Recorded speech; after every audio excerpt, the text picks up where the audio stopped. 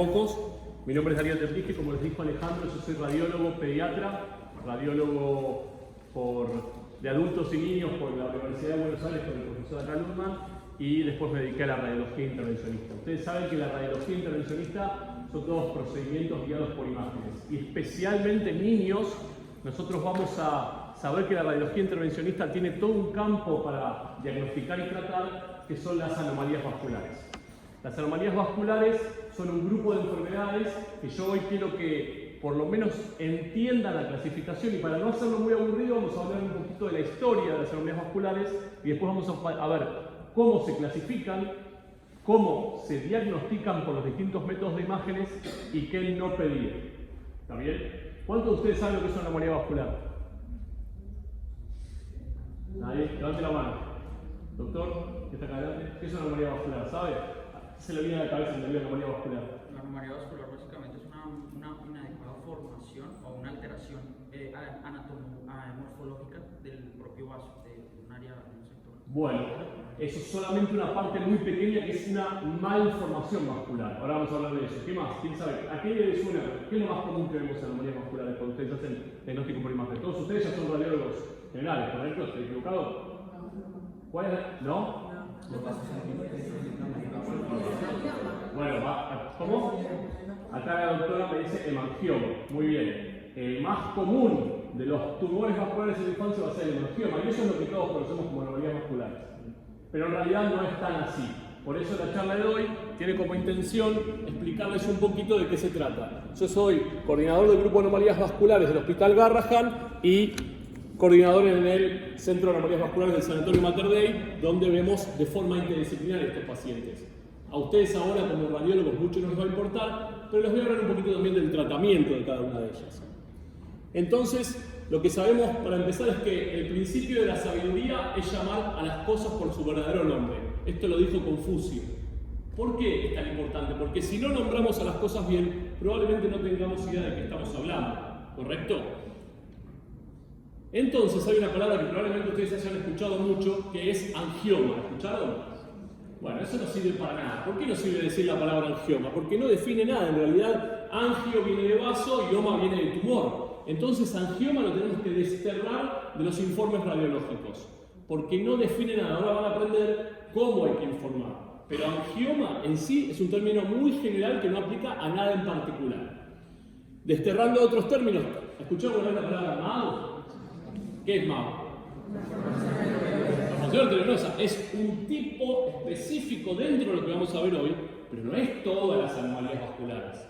Entonces, si ustedes ponen MAO, van a ver después, ahora vamos a aprender, que estamos hablando de malformaciones de alto flujo, arterias que se conectan con venas. Acá nada que ver decirle MAO a todo. Y por último, malformación arteriovenenosa, y por último, no sé si escuchaban esta palabra, higroma quístico.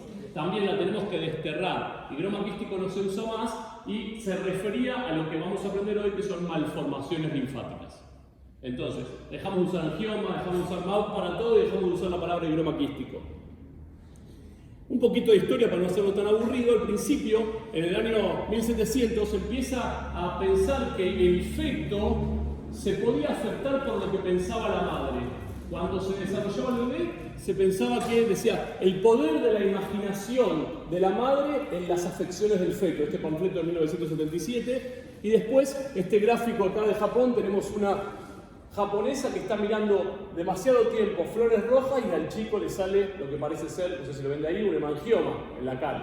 Por mirar mucho tiempo una flor roja. La otra señora que no mira la flor roja tanto tiempo, el chico adentro del útero está sano.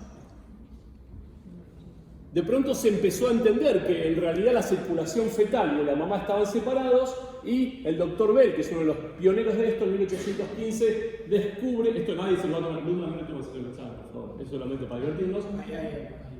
1815 describe la fístula por anastomosis y se cree que ese dibujo que está acá es el primer dibujo médico de una anomalía vascular, particularmente parece una malformación arteriovenosa.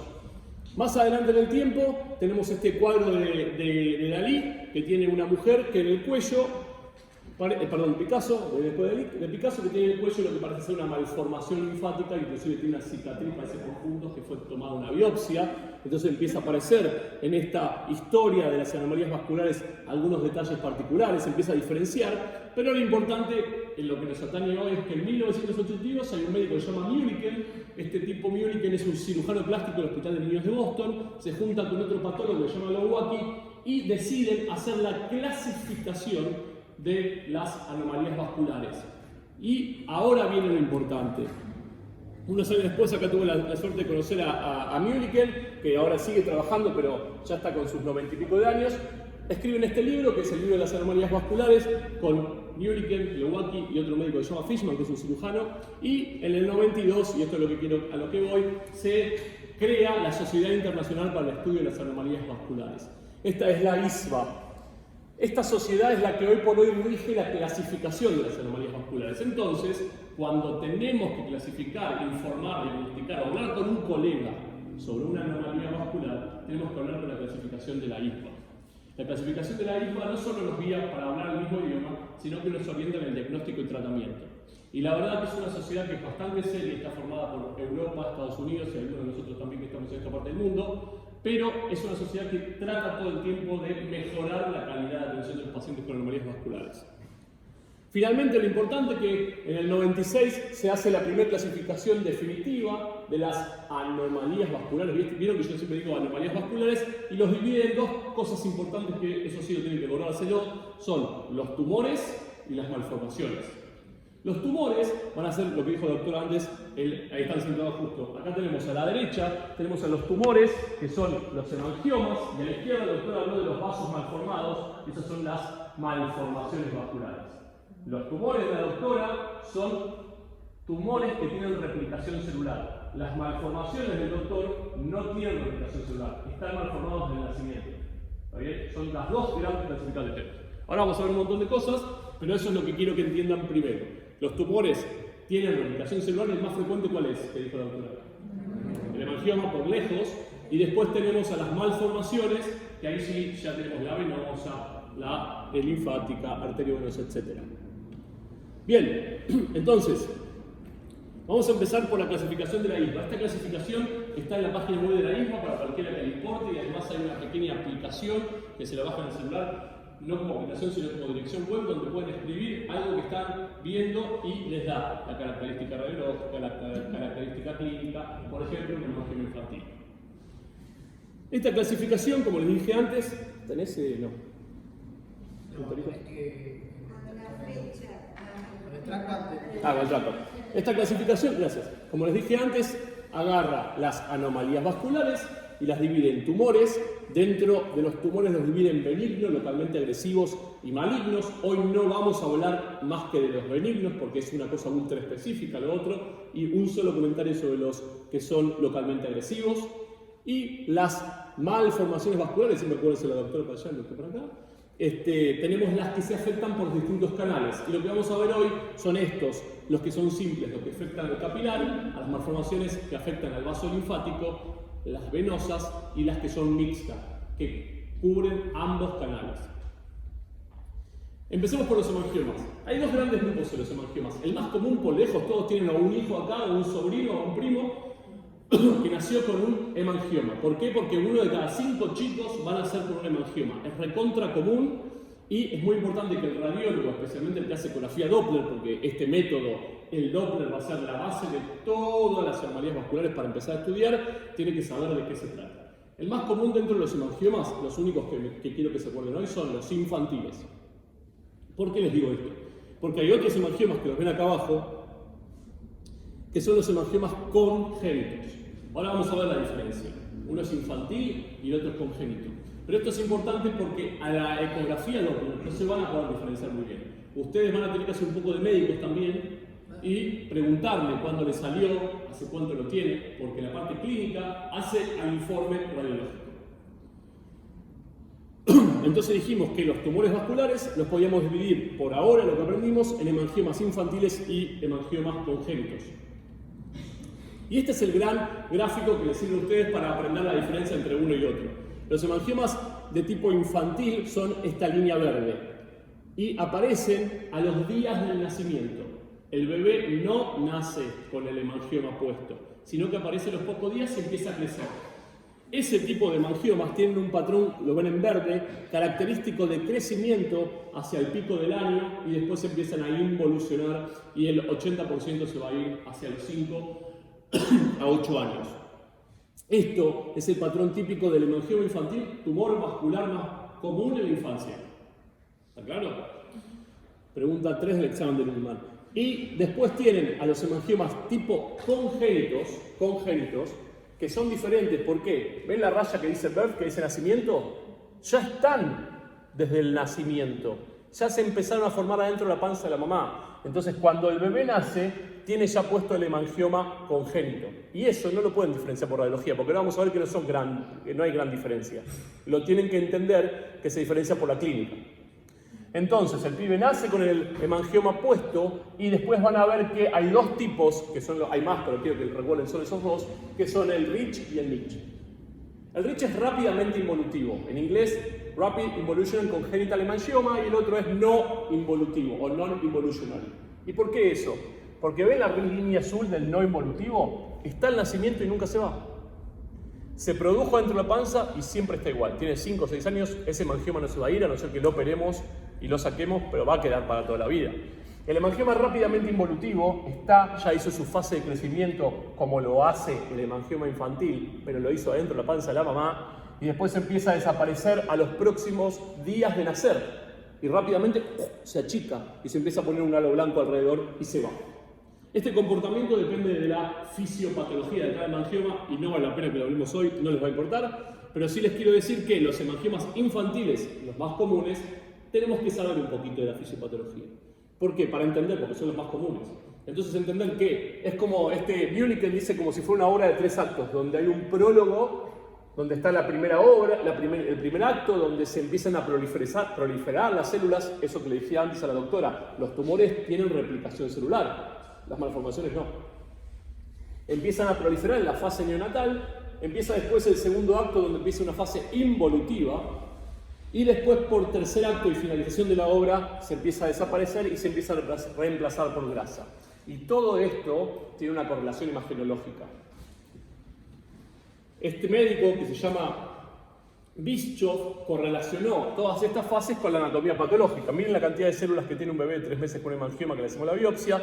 Miren cómo se va reemplazando áreas por grasa y las células van desapareciendo. Y finalmente la mayoría es grasa. ¿Y qué me importa a mí esto que soy radiólogo? Bueno, me importa mucho porque el diagnóstico por imágenes de los hemangiomas infantiles es probablemente la ecografía Doppler más común que van a tener que hacer en un niño que viene con un tumor vascular. Los hemangiomas infantiles son más frecuentes en las mujeres, son más frecuentes en los niños que son en las familias multíparas, son más frecuentes en los prematuros. Hay muchas explicaciones para todo esto. Uno de ellos es que si el niño más sufre en el útero, más estímulo hay para ciertas células que producen los hemangiomas. Por eso los chicos que están peor al nacer, por ser prematuros, porque tuvieron sufrimiento fetal, más riesgo de tener hemangiomas va a haber.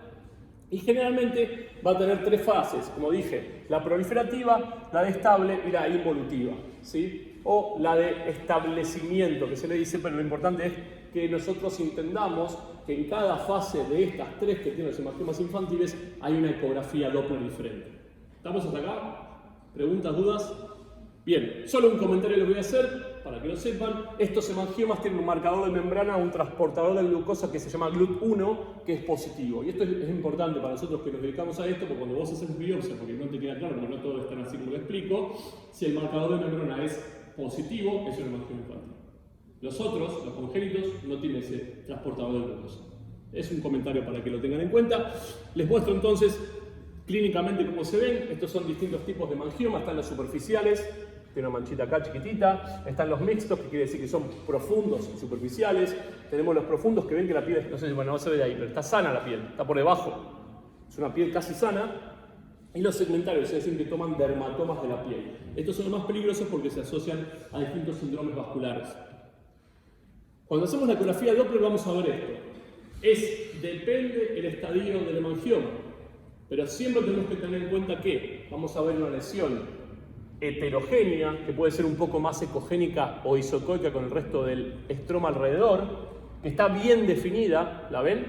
no es que es infiltrativo, pero lo más importante, por supuesto, es que cuando pongo el cajón Doppler, vamos a ver alto flujo dentro de la malformación. Vamos a ver una señal Doppler aumentada. Va a estar hipervascularizada. A mí en lo particular no me importa cuántos vasos por 5 centímetros cúbicos tienen los hemangiomas. Otros van a ver que si ustedes leen, les preguntan cuál es la cantidad de puntos Doppler por cada 5 centímetros cúbicos. A mí me parece que no tiene ningún sentido. Lo importante es que el radiólogo que le hace la ecografía al niño explique que parece estar en una fase proliferativa porque hay muchos vasos. No importa si está muy o poco proliferativa, pero está proliferativo. Esto está hipervascularizado. Vamos a ver vasos de alta resistencia dentro de la malformación, del hemangioma, disculpen, pero la verdad que eso, cuando yo explico esto, mucho no me importa. Lo importante es entender que en la primera fase está hipervascularizado. ¿Y cómo se ve después? Y se va a ver más, ¿se acuerdan que decíamos que se empieza a reemplazar por grasa? Entonces este es el mismo hemangioma que vimos en la foto anterior, que ya empieza a disminuir significativamente su vascularización. ¿Cómo informarían esto? Y este ya está en fase involutiva. Yo le digo fase evolutiva, involutiva y evolucionada. O como quieran decirle esas tres fases, es importante para el dermatólogo que le explica. Como ven acá, ya hay pocos vasitos. Y por último, en la fase involucionada, vamos a tener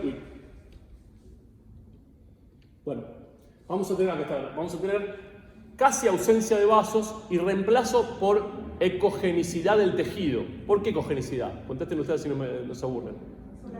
Por la grasa, exactamente. La mayoría de los hemangiomas se van a reemplazar, no todo, no es que va a quedar una bola de grasa, pero gran parte del estroma del hemangioma se reemplaza por grasa. Hay algunos hemangiomas que son más difíciles, particularmente los de parótida. Esto también son infantiles, pero a veces son más agresivos y típico paciente que viene o a la guardia o se lo consultan porque tiene un aumento de tamaño de la celda parotídea. Piel sana, no tiene fiebre, le hacen diagnóstico diferencial de parotiditis. Y lo que ven es que la glándula parótida casi no la encuentran, está metida por ahí abajo y arriba está esta lesión, generalmente es hipoecoica o isoecoica y tiene una gran hipervascularización. Esto se lo tienen que preguntar a la madre. ¿Fue de crecimiento lento? ¿Esto es agudo? Si es agudo no es un hemangioma, quizás es una parótida muy inflamada, pero está claro que este nivel de vascularización, y si ustedes se fijan acá, van a encontrar una parótida por acá abajo aplastada por el hemangioma infantil de parótida. ¿Sí? Entonces, ya dijimos que para los hemangiomas infantiles, tumor vascular más frecuente de la infancia, vamos a usar la herramienta ecografía Doppler como primera herramienta, y casi les diría que para todas las anomalías vasculares la ecografía Doppler en manos entrenadas es muy importante para orientar para dónde seguir. Inclusive con eso alcanza para muchas de las cosas que hacemos diagnóstico. Pero vamos a hablar un poco de los otros métodos. Por ejemplo, la resonancia magnética. La resonancia magnética la vamos a indicar en un chico con hemangiomas infantiles solamente si tenemos dudas del diagnóstico o queremos saber la extensión porque, por ejemplo, la piel está sana y no sabemos bien hasta dónde llega. No es lo más común que en hemangiomas indiquemos resonancia. ¿Se indica tomografía en todos estos casos? No. Ni en pedo, así se lo digo.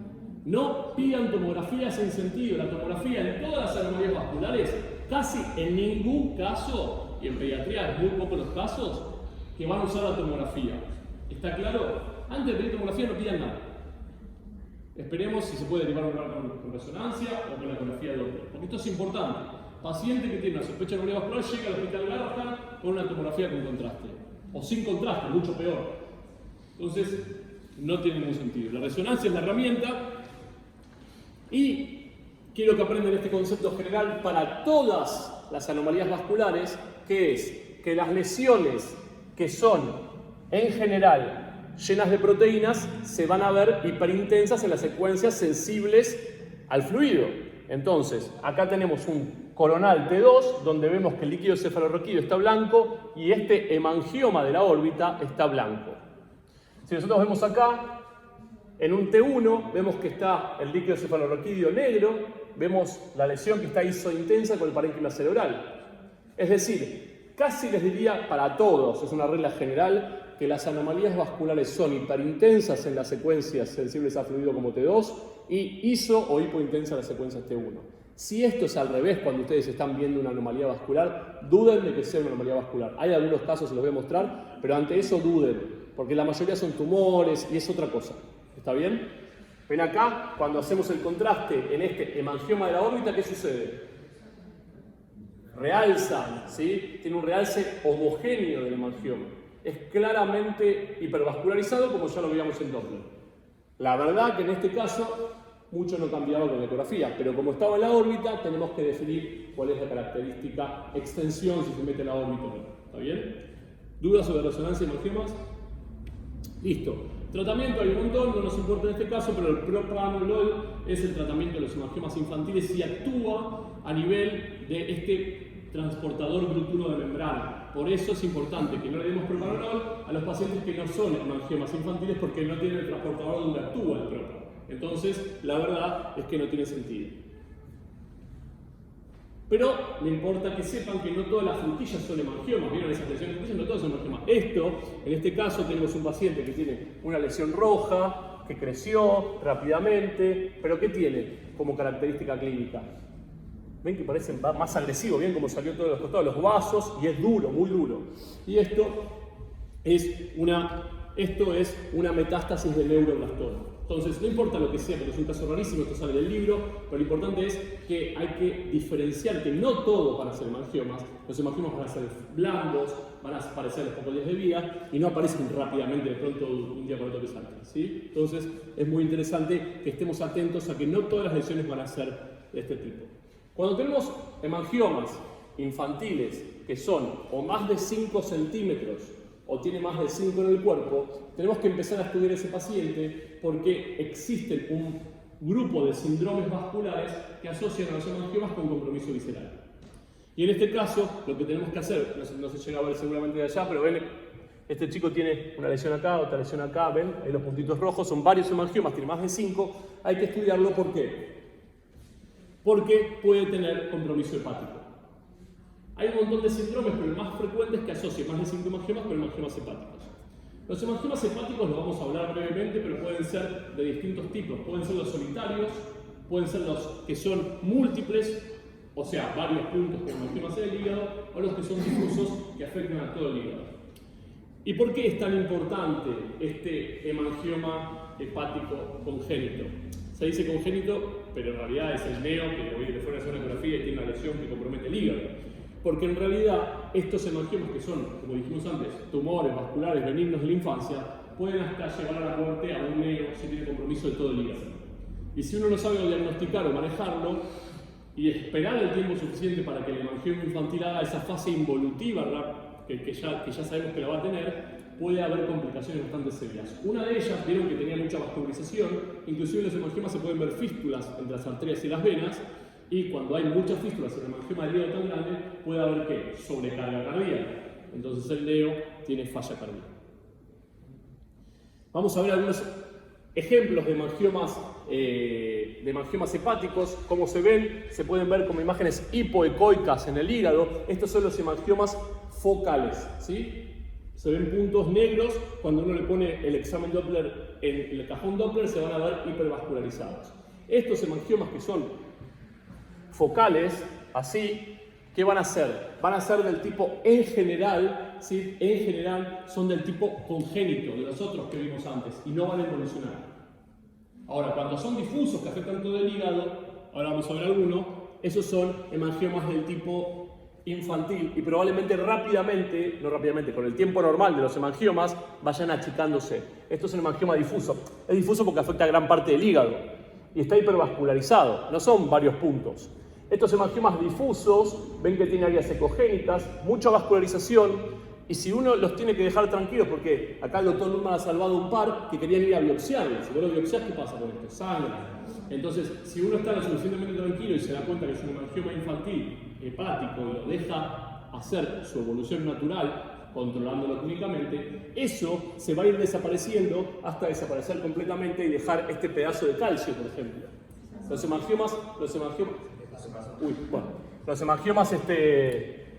hemangiomas hepáticos van a involucionar, generalmente reemplazando... ¿Por qué no puedo ir para atrás? Los hemangiomas hepáticos van a involucionar dejando generalmente lesiones cálcicas. Pero esto no es característico del hemangioma, sino del reemplazo en el hígado. ¿Está bien? Una cosa como comentario que aparece en los hemangiomas hepáticos es el tapering de la aorta. Este corte longitudinal a nivel de la aorta, vemos que sale la aorta, el tronco celíaco, y la aorta, una vez que sale el tronco celíaco, de donde sale la arteria hepática, se reduce en el calibre casi a la mitad. ¿Por qué? Porque el hemangioma le roba flujo. Ese se llama tapering de la aorta, es decir, se reduce la aorta después de darle toda su sangre o gran parte de la sangre al tronco celíaco.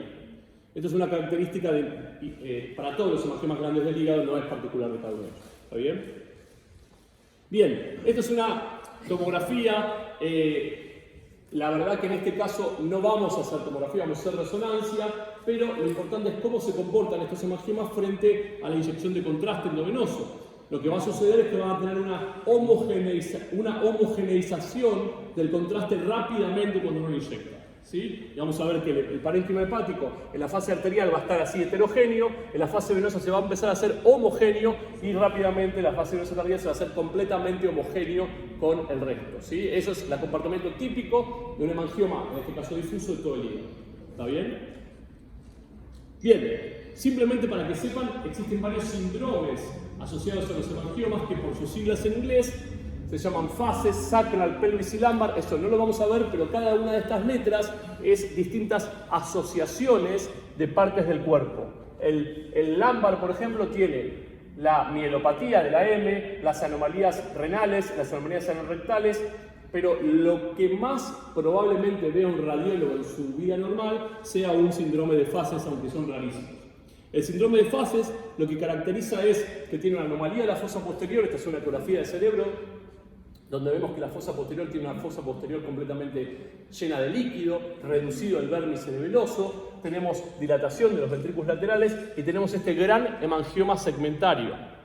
La P es la fosa posterior, la H es de heart, de corazón, donde vemos que hay compromiso cardíaco. Y si vemos en la resonancia de este corte coronal, secuencia T2, hay que se ven estos hemangiomas grandes hiperintensos. Esta asociación, dentro de las raras que les mostré antes, es una de las que podemos llegar a ver nosotros. Acá tenemos el ejemplo del hemangioma, que tenemos una lesión bien definida, un poco ecogénica ya en este caso, hipervascularizada. ¿Está bien? Bien, síndrome de fases. Acá tenemos un hemangioma segmentario, alteraciones de la línea media, ¿sí? Este es el pañal, este es el tórax, el chico está con las manos así, este es el ombligo, ven que tiene una alteración del rafe medio. Algunos breves comentarios sobre los hemangiomas congénitos, que dijimos estaban al nacimiento y dijimos ya están en toda su fase intraútero, y cuando salen hay dos tipos rápidamente, los que son rápidamente involutivos y los que no son involutivos. ¿Hay alguna forma de diferenciarlos por ecografía? La verdad es que no, pero por clínica sí. Este es el que les expliqué antes, el rápidamente involutivo. Rápidamente se achica y deja este halo pálido porque le falta oxígeno a la piel. Entonces, si están haciendo el estudio, lo miran y le dicen, mamá, ¿se achicó? Sí, se achicó. Entonces ya tienen una idea de qué están viendo. Y este halo blanco es típico del rápidamente involutivo. El no involutivo va a seguir creciendo con el niño. ¿Hay algunas diferencias por ecografía? La verdad que no. Restrepo, que es un médico que trabaja en Estados Unidos, es colombiano.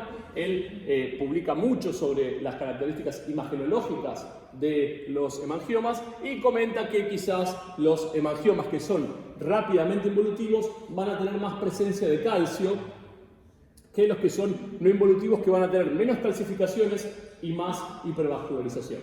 En la práctica no aplica. Lo que implica es preguntarle a la mamá cómo es la clínica de ese hemangioma. Otros ejemplos de Rich. Tenemos allá arriba una lesión hipoecoica que cuando la vemos al examen Power Doppler, en este caso está hipervascularizada, y en algunos casos lo importante es que los NICH, como persisten con hiperflujo, por eso los achican, empiezan, igual que las malformaciones arteriovenosas que vamos a ver a continuación, a no dejar que llegue la sangre a la piel y se empieza a generar una úlcera. Ese es el mecanismo de las malformaciones arteriovenosas y de los no involutivos.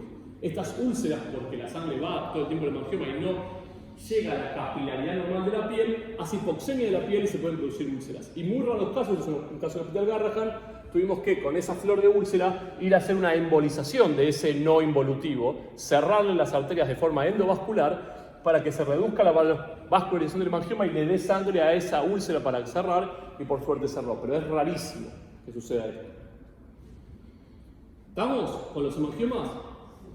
Antes de irnos de los tumores, vamos a pasar rápidamente por un tumor que es relativamente frecuente para nosotros y que es del grupo de los localmente agresivos, que se llama hemangioendotelioma caposiforme. Es un nombre raro, pero quiero que lo conozcan porque el hemangioendotelioma caposiforme poco tiene que ver con el hemangioma que vimos antes. Es una lesión generalmente difusa, agresiva, que afecta extensiones grandes del niño. Generalmente la piel está bastante afectada con lesiones más hipocrómicas, más rojo oscuro, no son esas rojo frutilla, y puede aparecer en cualquier parte del cuerpo. Es común en neo, pero también es común en los 3-4 años, y cuando hacemos el examen ecográfico, lo que vamos a ver, a diferencia del hemangioma infantil o el congénito, es que es una infiltración difusa. Ven que es difuso, no hay una lesión bien visible con un flujo Doppler bien marcado. Se mete de forma difusa en los tejidos. Si nosotros vemos una resonancia, estos cortes son cortes coronales T2, vemos que hay una infiltración difusa. ¿Se acuerdan del hemangioma que vimos acá del ojo, que era bien delimitado? Esto no, estos son lesiones que se infiltran en distintos tejidos, hay inflamación. Estos hemangioendoteliomas caposiformes se caracterizan porque cuando uno los biopsia tienen células caposiformes, una forma de células, por eso se llaman así, y tienen algo que no sé si lo conocen, me van a decir, ¿conocen lo que es el Casabach-Merry? ¿Escucharon alguna vez Casabach-Merry? Casabach-Merry, bueno, pensé que lo habían escuchado, es un síndrome vascular que hay mucha plaquetopenia. Bajan mucho las plaquetas. Y ese nombre, Casabach-Merry, lo inventaron para los pacientes que tenían estos tumores vasculares congénitos. Entonces, cuando hay un tumor vascular agresivo que se comporta así y que tiene plaquetas bajas, tenemos que pensar en el hemangioendotelioma caposiforme. Y nunca vamos a pensar en el hemangioma infantil. ¿Está bien? La ecografía y la resonancia se diferencian de la infiltración difusa de los tejidos y la mala delimitación de los límites de la lesión. ¿Está bien? Bien. También el hemangioendotelioma caposiforme puede estar alojado, como en este caso, en el retroperitoneo. ¿Ven cómo está esta infiltración difusa del retroperitoneo? Cuando hacemos el examen Doppler vemos que hay hipervascularización en toda la zona.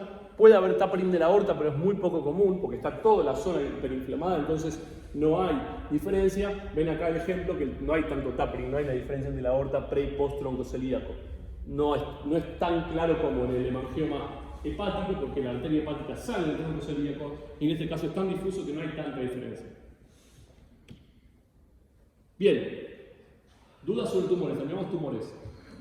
¿También? No puedo seguir hablando de 20 horas. Malformaciones vasculares, ¿se acuerdan? Dijimos tumores, ya terminamos. Malformaciones vasculares. Las malformaciones vasculares van a ser definidas según el canal que afecten. Y grandes canales son el canal venoso, linfático, arterial o capilar. Pero las malformaciones tienen muchas asociaciones, por lo cual en el medio de este diagrama vamos a ver varias. ¿Esto pinta no? Nah. ¿Hay alguna forma de que sí? Sí, debe haber ahí un seleccionado, me sentía muy pro. Que pueden combinar afectación del vaso linfático, afectación del vaso arterial, afectación del vaso venoso y hacer una malformación, por ejemplo, arteriovenosa, por ejemplo, venolinfática, que son muy comunes. De estas, vamos a empezar por las venosas, que son las más comunes dentro de las malformaciones vasculares. Entonces, dijimos que son las más frecuentes de todas las malformaciones vasculares, pero ¿son más frecuentes que los hemangiomas infantiles? No, muy bien, porque lo más frecuente de las enfermedades vasculares es el hemangioma infantil. Pero dentro de las malformaciones, la más frecuente, si tienen que tirar en un choice, va a ser que sea venosa.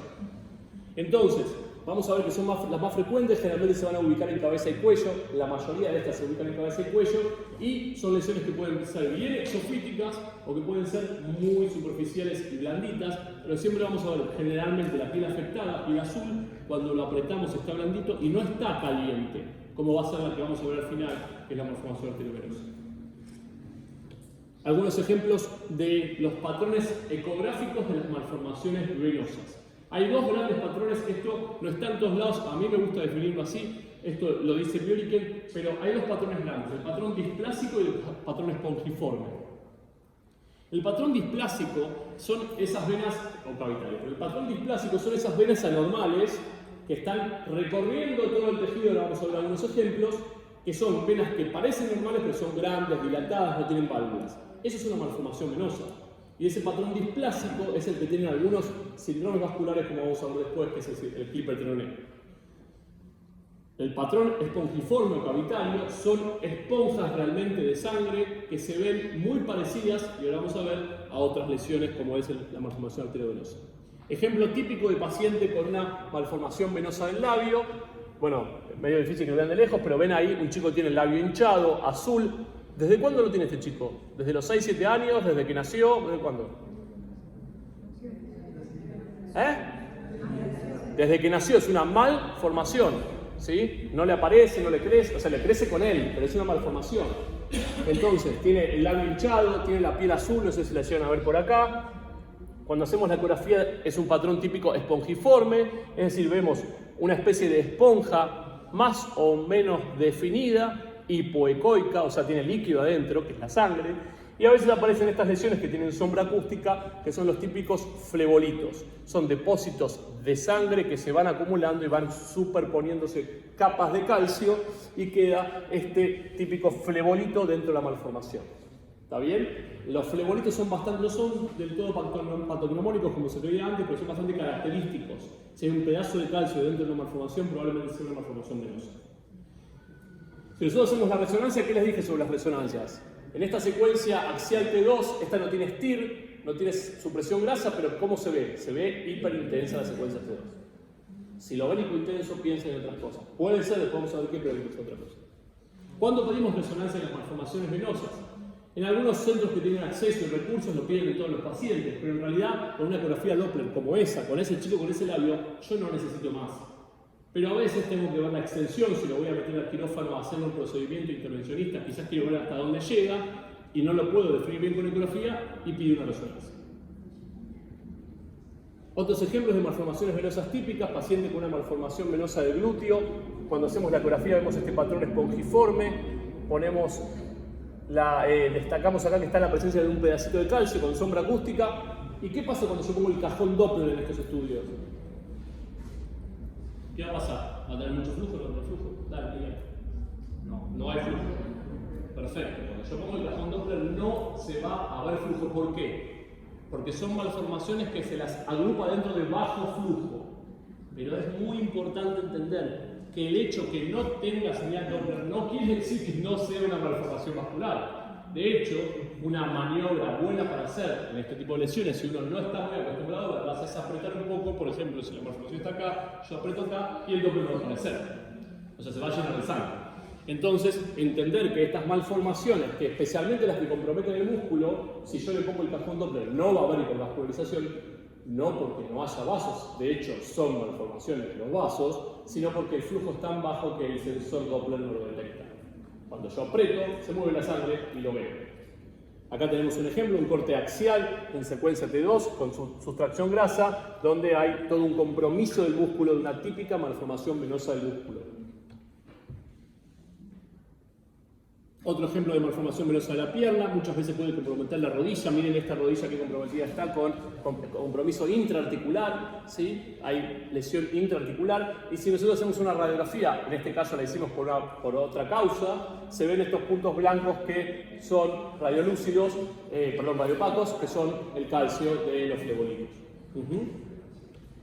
Otros ejemplos, me interesa destacar que las malformaciones venosas a veces pueden ser muy agresivas.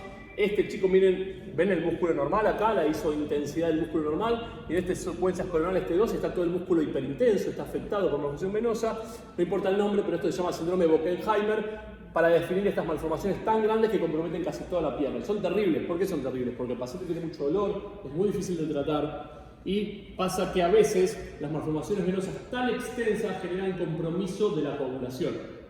Simplemente es un comentario clínico, pero cuando vos tenés tantos vasos mal formados, los factores de coagulación se gastan ahí adentro y el paciente empieza a tener dímero D muy alto y fibrinógeno, que es lo que nos ayuda a coagular, muy bajo, y quizás empieza a sangrar por otro lado.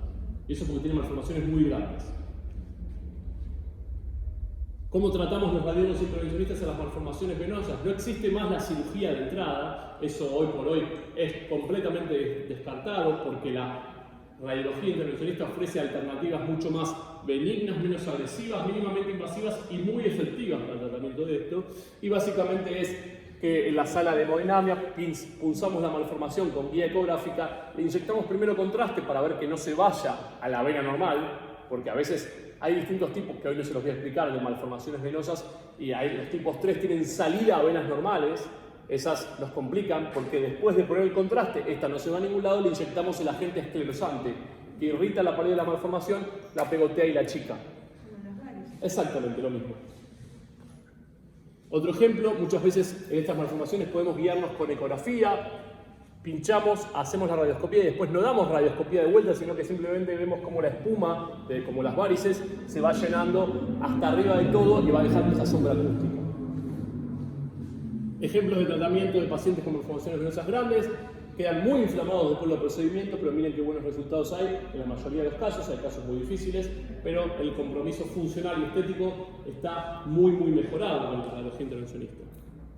Otros ejemplos de pacientes con malformaciones venosas muy grandes, a veces se producen estas inflamaciones y estas manchas en la piel que después se van rápidamente. Estos son efectos de los agentes esclerosantes, pero los resultados en general son bastante buenos y bastante satisfactorios, pero a veces podemos tener, como este caso, cuando es muy superficial la malformación venosa, complicaciones. Y el médico que les pide la ecografía les va a pedir, ¿por qué tiene una úlcera? Y porque a veces, si no tuvimos el suficiente cuidado y la piel estaba muy cerca de la malformación venosa, el agente esclerosante llega hasta la piel y la lastima y la abre. Entonces tenemos que controlar hasta dónde llegamos con el agente esclerosante, y generalmente las úlceras, por suerte, se van cerrando y quedan bien, pero son pacientes que hay que tener mucho cuidado, especialmente en las zonas de apoyo. Una pregunta, pero sí. En estas venosas ahí no se provocan úlceras, ¿verdad? Es un debajo flujo. ¿Espontáneamente? No. Es muy raro o casi imposible, como vos muy bien decís. No es el mecanismo ese que les expliqué del flujo de sangre disminuido, sino que es que la piel se va afinando porque es una zona distendida por la vena dilatada y el apoyo en el úlcera. Acá la hicimos nosotros por la esclerosis. Doc, sí. Dependiendo de la localización más distal o más periférica hacia los vasos más grandes, va a ser mayor la vascularización del venoso.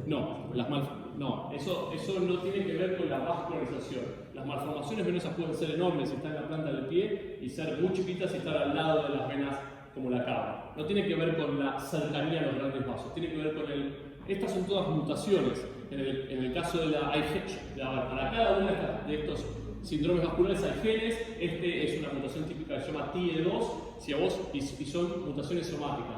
No importa, pero ¿qué quiere decir eso? Que se muta acá, no es que no tiene la mamá y acá las gónadas, sino lo tiene todas las células. Si el pibe tiene una mutación TIE2 acá, se le va a hacer una malformación venosa enorme y no tiene que ver la situación de donde esté.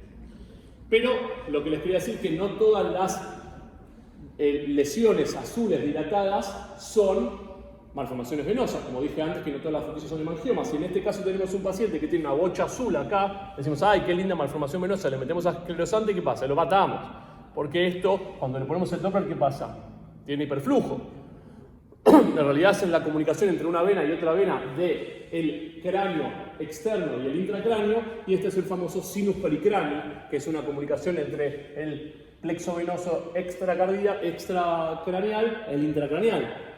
Entonces, si yo le pongo el Doppler y veo ese Doppler, no es una malformación venosa. Y aparte, si lo veo que pasa dentro del cráneo, ven que se ve perfectamente la calota y el pasaje, tenemos que entender que eso no es una malformación venosa. ¿Está bien?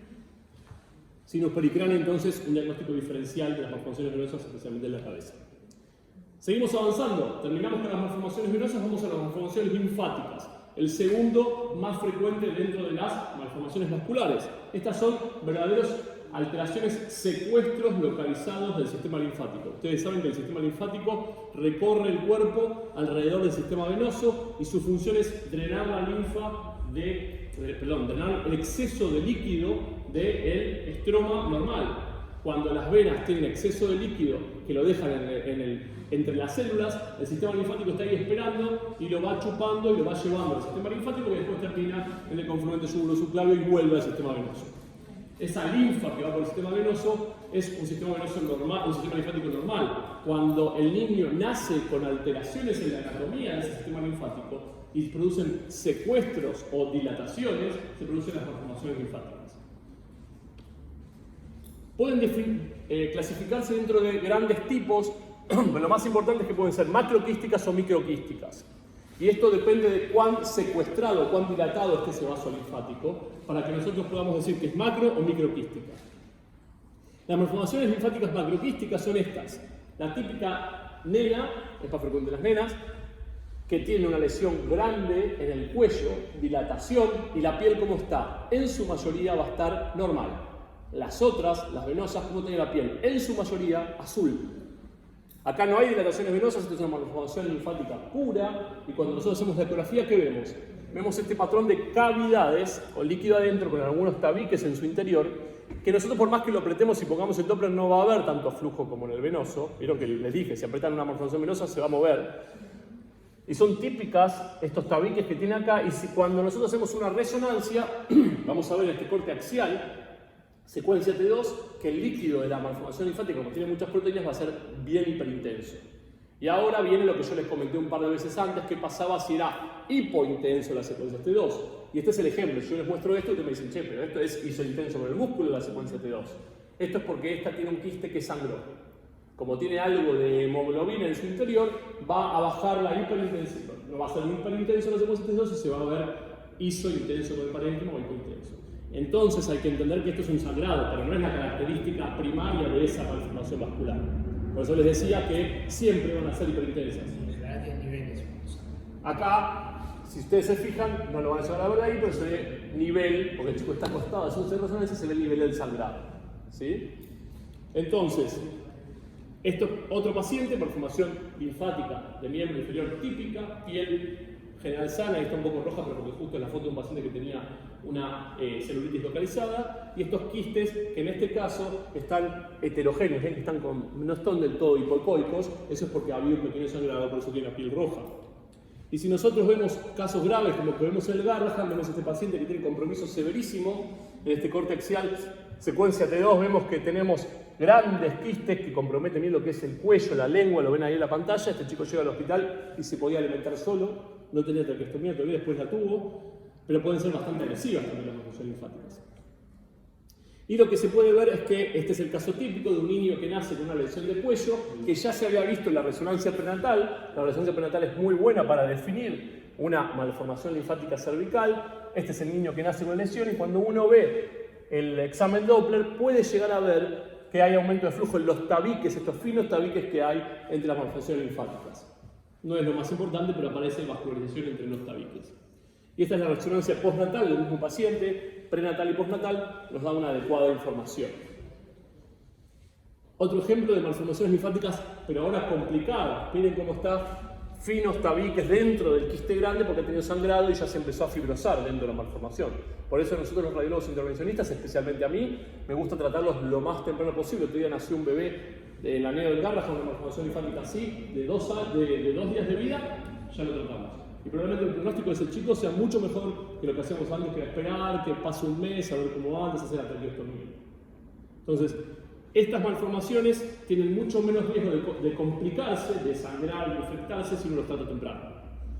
Y tenemos después las malformaciones linfáticas microquísticas, que son las definidas por... Es difícil definirlas porque hay varios libros que definen de distintas formas, pero uno puede decir que si uno le pone una aguja y aspira, no puede aspirar nada de las microquísticas.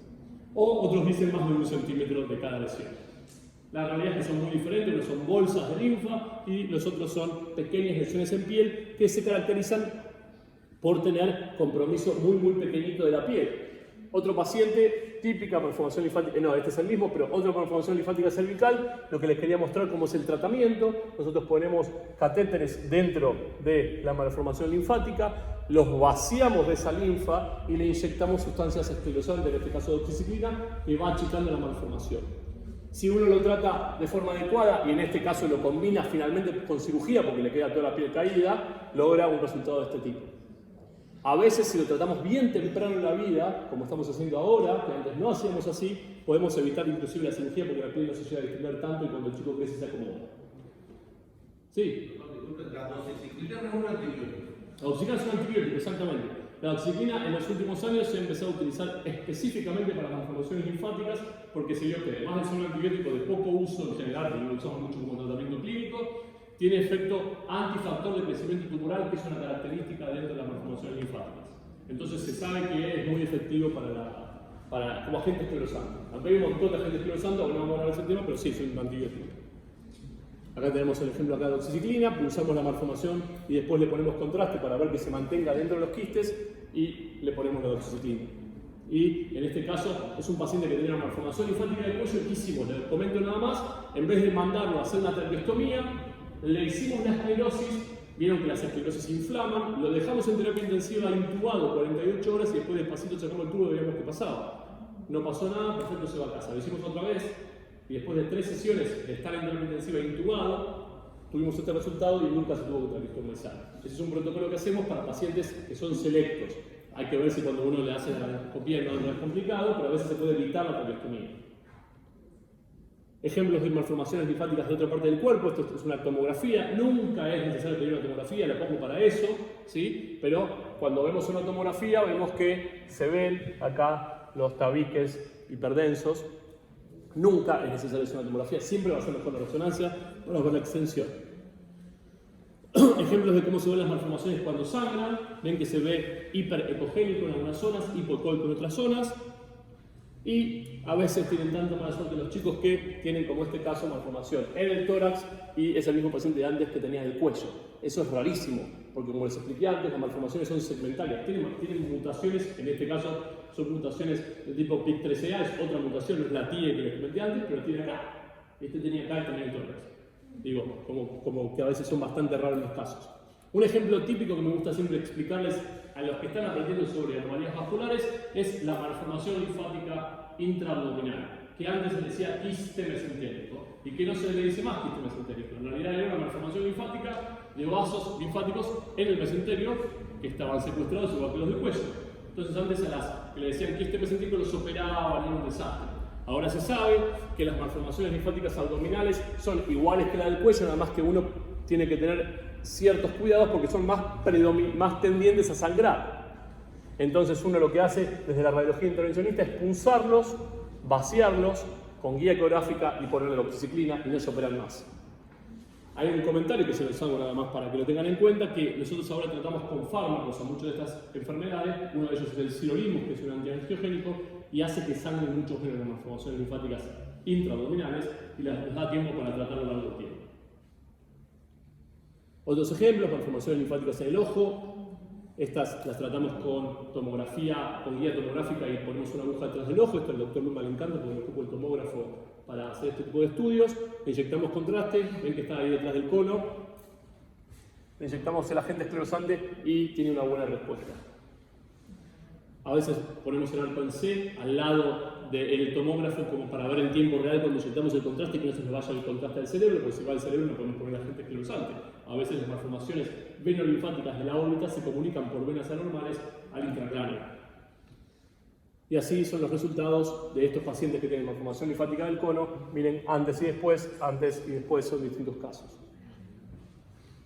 Bien, las microquísticas, como dije antes, a veces se van a ver en ecografía solo como puntos, un tejido celular subcutáneo difuso, enfermo, pero tiene estas vesículas típicas, que son vesículas linfáticas microquísticas. Entonces, al radiólogo le cuesta mucho diferenciarlo solo por ecografía cuando son esos puntitos muy chiquitos, pero ve que la piel está con estas vesículas como de sangre. No mucho más sobre las malformaciones linfáticas microquísticas, pero también a veces se benefician con la inyección de doxiciclina. Vamos a hablar dos palabras antes de terminar con la última, las malformaciones de las enfermedades linfáticas generalizadas. ¿Alguno de ustedes escuchó alguna vez nombrar la enfermedad de Gorham-Stout o del hueso vanescente? No. Bueno, estas son enfermedades linfáticas, porque la afección primaria es de la linfa, de los vasos linfáticos, pero que no son estas típicas del nene que nace con la gota. Son aún más raras de lo que yo les estoy mostrando y tienen afectación linfática sistémica. Pero el problema más grande es que los vasos linfáticos se meten dentro de los huesos. Y al meterse dentro de los huesos y producir linfa dentro del hueso, matan el osteoblasto y se lesiona el hueso y queda pérdida de masa ósea. Esta es una característica muy común. Hay distintos tipos de enfermedades linfáticas generalizadas. La linfadenocitosis posiforme, la generalizada de Gorham-Stout, no me importa que la sepan, pero sí es importante entender que estos pacientes tienen enfermedades sistémicas. Vemos niños que tienen a veces masas mediastinales linfáticas, esto no es el timo, tienen las venas de lesiones osteolíticas ahí en la cadera, y tienen en el vaso, no sé si ven acá arriba, lesiones quísticas del vaso. El vaso en estos síndromes vasculares casi siempre está afectado. Si le hacen una ecografía del el vaso, siempre va a estar afectado por la alta llegada de células mutadas que tiene el vaso cuando se va a desarrollar. Y lo que sucede es esto. Es típico también en las enfermedades linfáticas generalizadas, se producen lesiones osteolíticas en las vértebras, pero en las costillas, y esto es lo interesante, también, y se empieza a drenar linfa hacia el espacio pleural. Esto es lo que describe típicamente que estos pacientes tengan quilotórax. Entonces estos pacientes que tienen quilotórax, lesiones óseas, derrame pleural, quilotórax, compromiso del vaso, como les mostré antes, son de estos síndromes linfáticos generalizados. No importan los nombres, se trata con fármacos, pero aquí quería nombrarlos. Bien, las malformaciones capilares, esas manchas que tiene en la piel, que son el grupo de malformaciones que en realidad al radiólogo mucho no puede aportar. Porque lo ve el dermatólogo, le ve la mancha y le dice la famosa pregunta del radiólogo, fíjate que tiene abajo. Uno le hace la ecografía y en el grupo de anomalías vasculares viene el dermatólogo y me dice, che, te fijas que tiene abajo, mira, no tiene nada. ¿Qué quiere decir no tiene nada? No hay correlación imagenológica entre las manchas capilares y la ecografía de Doppler de resonancia. ¿Por qué? Porque son capilares. Están en la parte más superficial del tejido celular subcutáneo, de la epidermis. Entonces, hay un montón de manchas capilares que a nosotros hoy no nos importan, que se asocian con distintos síndromes. Por ejemplo, uno que deben conocer que es el Sturge-Weber, ¿sí? Pero que lo importante es saber, y cada uno, como ven ahí, tiene su gen, pero lo importante es saber que hay algunas que son las más comunes y benignas, que son estos bebés que nacen con estas manchas capilares en la frente o en la nuca, que le dicen picotazo de cigüeña, porque la cigüeña lo trajo así, o el beso de ángel, que son casi 1 de cada 3 chicos tienen alguna de estas y se van no se van en realidad, pero con el tiempo van a hacerse más parecidas al resto de la piel, y esta es mi ecografía, que no tiene absolutamente ninguna indicación. Pero después están las que sí son peligrosas. ¿Por qué son peligrosas? Porque están en dermatomas de riesgos. Este dermatoma que se llama B1, B2, B3, este B1, si se afecta en esta zona, tenemos mancha capilar, tenemos que pensar en que puede haber afectación paquimeningia, que es una asociación típica del síndrome Sturge-Weber. Entonces el chico hay que estudiarle el ojo, etcétera, etcétera. Pero no vamos a hablar de eso, eso son el dermatoma B1 de riesgo del síndrome de Sturge-Weber. Pacientes con Sturge-Weber, manchas capilares, como nosotros hacemos el estudio imagenológico, no vemos ninguna diferencia.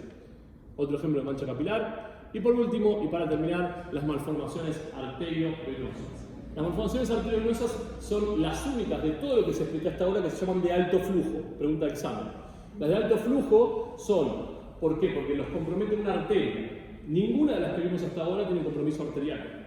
¿Sí? Comentamos que el hemangioma infantil tenía una arteria, pero no es un compromiso arterial. Entonces, las malformaciones arteriovenosas, ahí sí son las famosas MAV, ¿sí? Son comunicaciones anormales entre la arteria y la vena sin interposición de los vasos capilares normalmente. ¿Y qué sucede? Acá está el MAV real, no sé si todos vieron por Angelito, ya no sé si lo vieron, pero es... vemos que tenemos la fase arterial, ¿sí?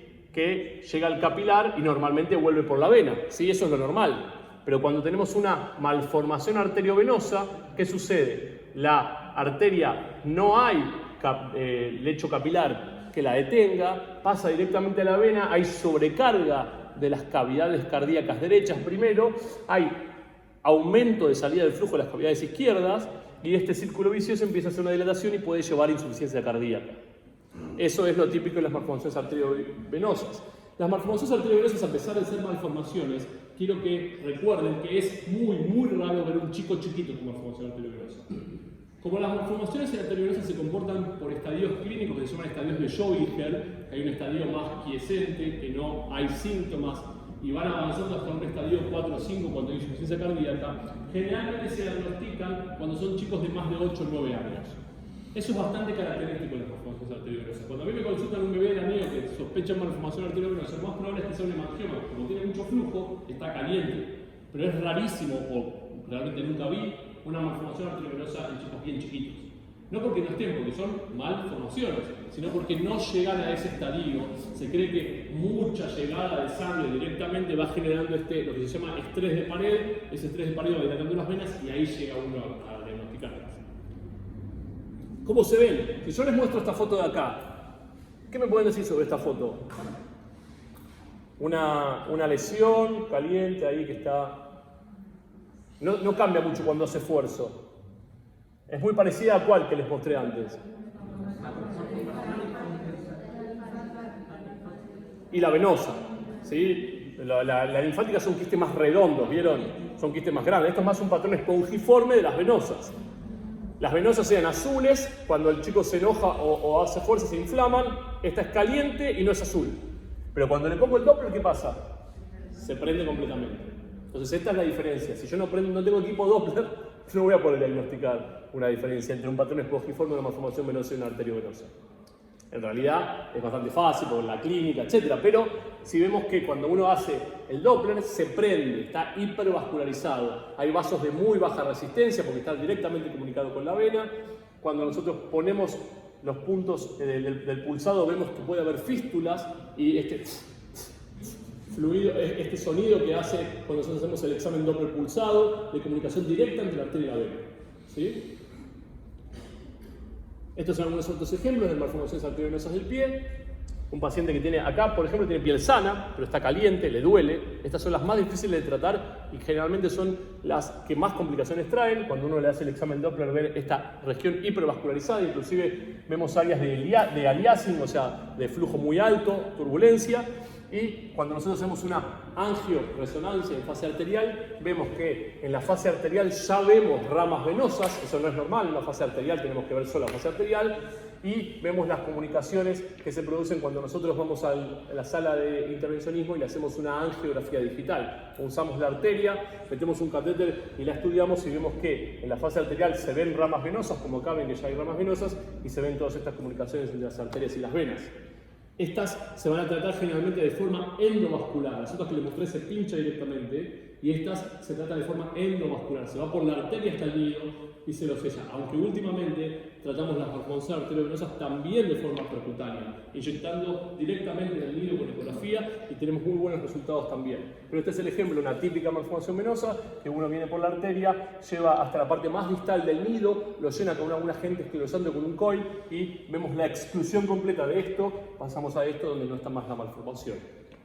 Estas malformaciones, a pesar de a veces tener muy buenos resultados, recidivan, se vuelven a reclutar otras ramas arteriovenosas del círculo del cerebro, tienen recurrencia.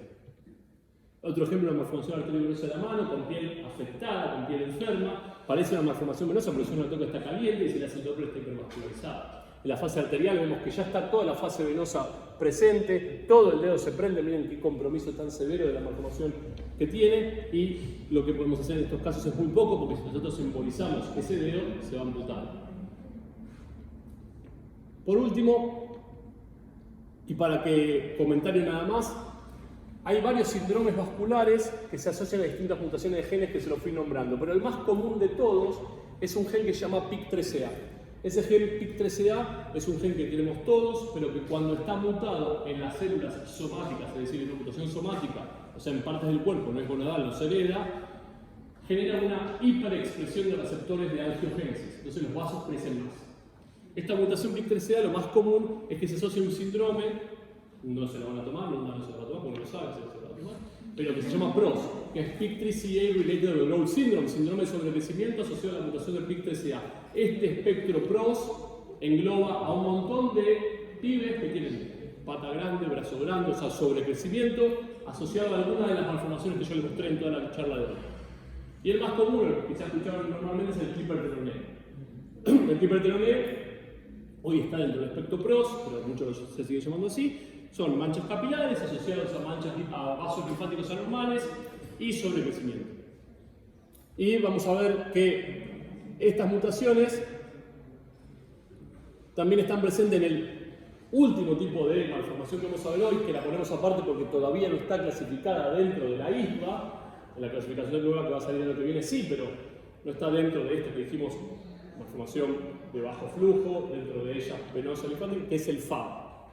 El FABA, o en inglés Fibroadiposus Vascular Anomaly, es una malformación adiposa, es decir, miren cómo se ve en la ecografía, un montón de cogenicidad de grasa, y el típico paciente es una nena que generalmente tiene 9 o 10 años que tiene acá dolor en el gemelo.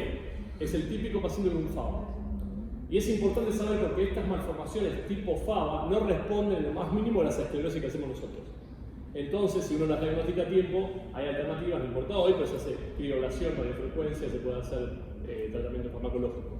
¿Y cómo se ven los FABAs? Típico, como les dije, una nena que le duele la región gemelar, esa es la presentación clínica típica, ecografía con un examen con dilataciones venosas asociadas a tejido ecogénico, y en la resonancia se ve hiperintenso en CD2, pero un poco heterogéneo, y cuando hacemos la supresión grasa, ¿qué pasa? Baja la señal, porque tiene mucha grasa adentro. Típico paciente con FABA y difícil de tratar. Nosotros en el Hospital Garrahan, dado que lo que se hace en todo el mundo es la crioablación, es decir, por una aguja que da frío y lo congela, acá en Argentina casi no hay en ningún lado, solamente en ciertos centros y cada vez menos, se operan y les calma el dolor. Es un paciente con mucho dolor, muy difícil de manejar. Bien, hiperteroné, como les dije antes, mancha capilar asociada a malformaciones vasculares, y esto es lo que vamos a ver en un paciente típico que tiene la asociación de varias cosas que les mostré. Esos son los síndromes vasculares y dentro del síndrome vascular el PROS. Esto es el patrón displásico de las malformaciones venosas en un paciente con hiperteroné. Esta es una angiografía venosa por resonancia y ven esta vena que está de más. Esas se llaman venas embrionarias o venas de Cervel, pero son venas que han quedado del feto y que persisten en el paciente que tiene síndrome vascular. Entonces tenemos un paciente que tiene una vena embrionaria, miren cuando le ponemos la ecografía transversalmente vemos una vena completamente dilatada, anormal, patrón displásico, perdón si está bien lo que está diciendo, patrón displásico de las malformaciones venosas, resonancia con regiones hiperintensas, miren cómo tiene todo el tejido afectado por estas malformaciones venosas. Este es el típico hiperteroné. Bueno, terminamos por hoy. Vamos a mostrarles nada más que hoy por hoy tenemos alternativas farmacológicas. Estos son pacientes con malformaciones linfáticas del cuello que a veces son muy difíciles de tratar, pero que cuando le damos una medicación que estamos usando de forma muy generalizada, se llama sirolimus, disminuye estas mutaciones de los genes PIK3CA que le dan esta angiogénesis y baja la inflamación, y los vasos miren cómo van disminuyendo, y hoy nos permite que vamos a otros casos, y hoy nos permite que es muy importante entender que el tratamiento de estos pacientes se trata de forma multidisciplinaria.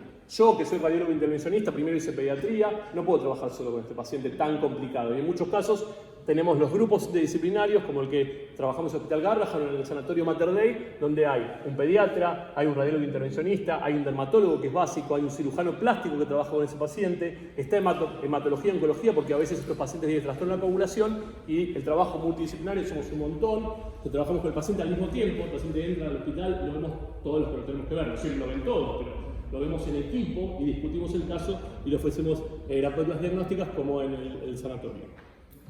Muy bien, muchas gracias.